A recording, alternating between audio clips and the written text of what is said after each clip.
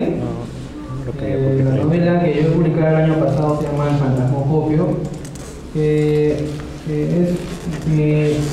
podemos resumirlo, es una máquina para ver a los muertos.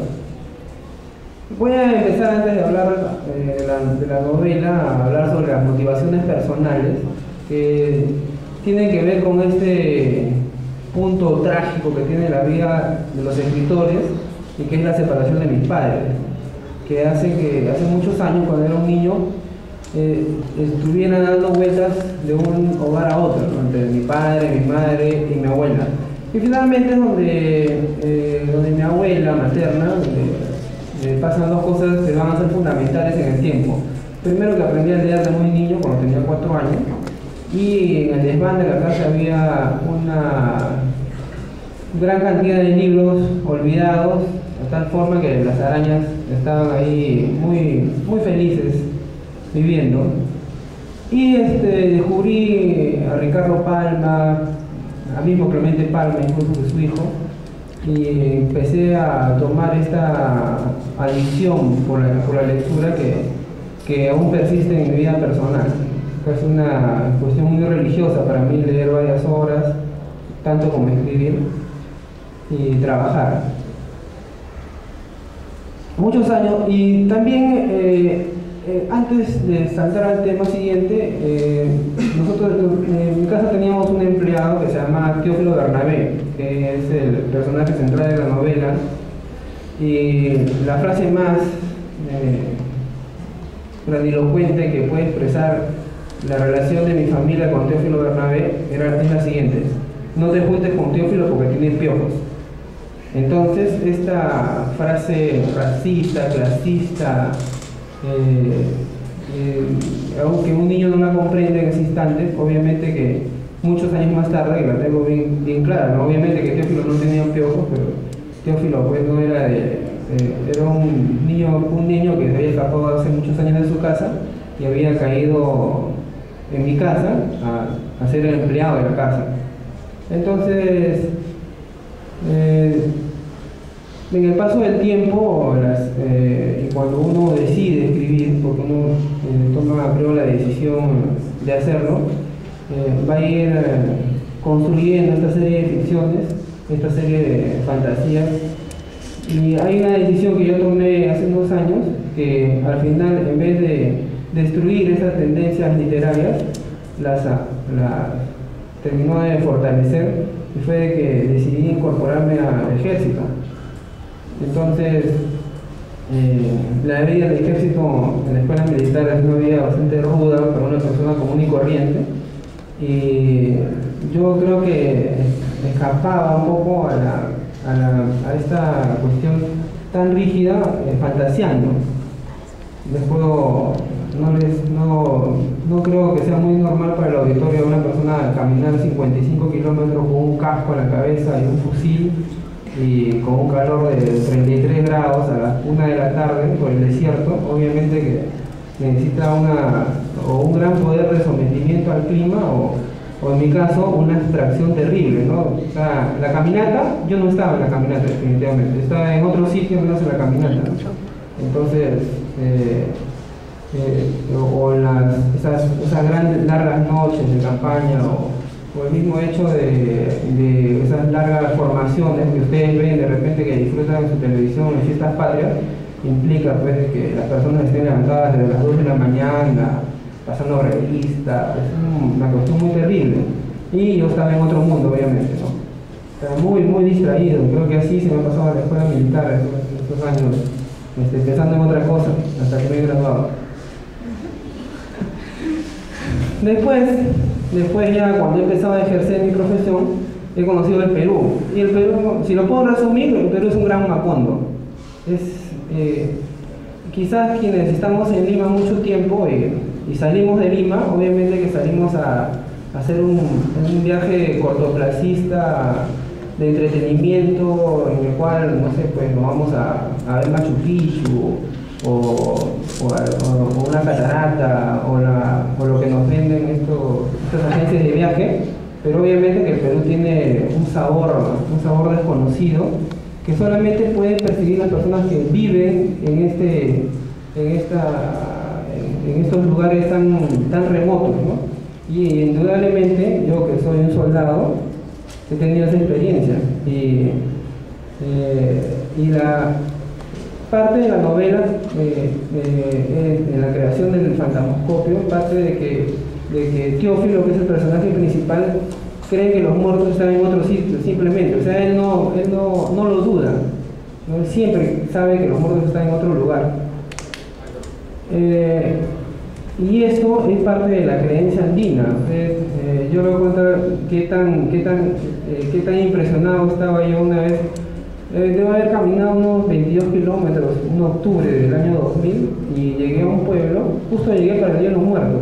Y entré a un pueblo y obviamente que estaba con unos 25 soldados caminando en Puno, y la gente estaba celebrando su fiesta del Día de los Muertos con su comida, dándole al muerto, y decía, por favor, que en vez de darle la comida al muerto, no sé si me la podían dar a mí, porque tenía bastante hambre. Entonces, para mí era incomprensible y sorprendente esta relación de la gente con el muerto. Era increíble, ¿no? Y le preguntaba, ¿y ese por qué tiene carpita? Ah, no, que este todavía no cumple un año, me decían. Ah, ya se tenía. Y es más, había unos rezadores, unos tipos que le cantaban al muerto, lo contrataban especialmente para cantarle al muerto, ¿no? Era una cuestión para mí sorprendente, y obviamente que esas ideas, esas cosas tan reales terminan ejerciendo una influencia muy poderosa en mí, en la imaginación para poder escribir. El Perú, a pesar del auge económico, de todas estas cuestiones que nos pasan ahora, del iPod, del internet, del cable, de la pantalla plana, ¿no? El Perú no ha perdido esa esencia, y ustedes se entran un poco dentro de este país, se van a dar cuenta que esas cosas persisten. Y para que tengan una idea, no hace mucho, casualmente, fui a la mole de Tumbes porque había un muchacho que había fallecido ahogado. Y no me van a creer, pero vi a una señora que había contratado un hombre para que resucite a su hijo. Entonces yo estaba aterrorizado, ¿no? Porque el hombre gritaba espantosamente, ¿no? Haciendo una fórmula de brujo terrible, y en el nombre de Cristo Jesús, y que el niño regrese a la vida. Tenía un joven de 17 años, y la verdad estaba un poco asustado porque parecía que iba a resucitar por el ímpetu de este señor. Caramba, si resucitaba me iba a ir al tacho de mis creencias y todo, ¿no? Entonces, obviamente que estos largos viajes que he hecho desde la costa, en la selva, han influido definitivamente en mí. En cuanto a la cuestión del fantasmoscopio, como ya lo han detectado algunas personas de la crítica de los diarios, efectivamente no es una novela tan de ciencia ficción, pero sí se aparta bastante de la realidad cotidiana, porque obviamente que descubrir que la muerte no es la muerte, que es lo que demuestra Teófilo Bernabé en la novela, es lo que va finalmente a dar origen a todo este aparato. Teófilo Bernabé era un niño que tenía esta capacidad de entender a las máquinas, de poder construir las máquinas que él quería, y en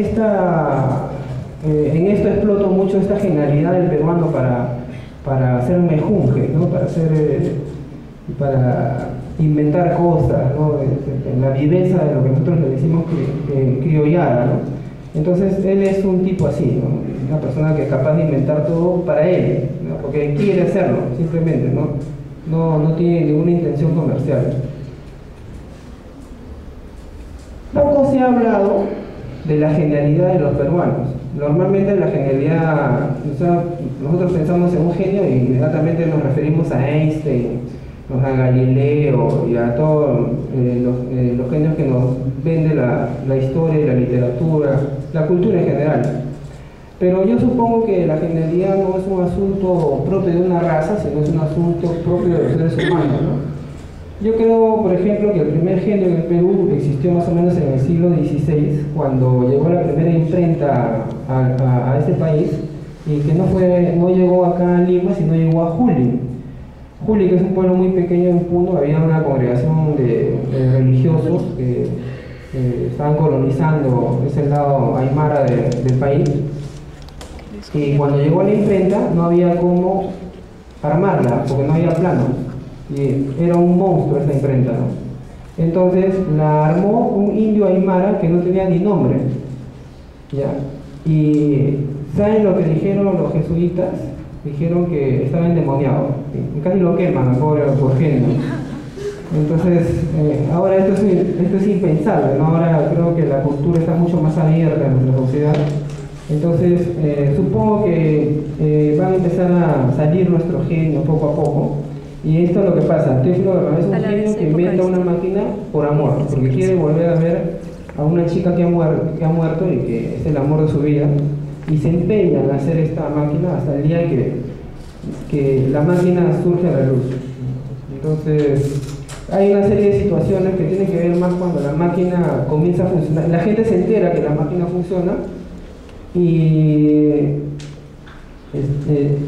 eso va a cambiar la percepción del mundo de la muerte, ¿no? Y la novela empieza a girar en torno a eso, más que al funcionamiento en sí de la máquina, a lo que sucede cuando el fantasmoscopio cobra vida y la gente se entera de que esto está funcionando.